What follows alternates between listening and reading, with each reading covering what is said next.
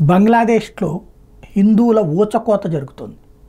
ఎందుకయ్యా అంటే హిందువులు అక్కడ మైనారిటీలు అయినటువంటి హిందువుల వలన తమకు ఉపాధి అవకాశాలు తింటున్నాయి, ఉద్యోగ అవకాశాలు దెబ్బతింటున్నాయి అనేటువంటి ఒక కొత్త స్లోగాన్ని తీసుకొచ్చారు.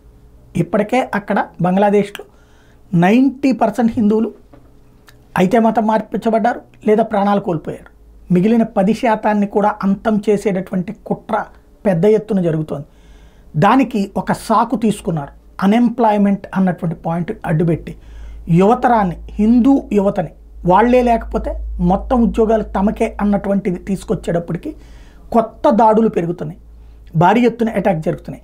గత వారం రోజుల్లో 16 మంది హిందువులు ఊచకోతకు గురయ్యారు అన్నటువంటి విషయాన్ని సోషల్ మీడియా సాక్షిగా అక్కడ ఉన్నటువంటి హిందూ యాక్టివిస్టులు బయట పెడుతున్నారు ఇలాంటి సోషల్ మీడియా పోస్టుల ద్వారా.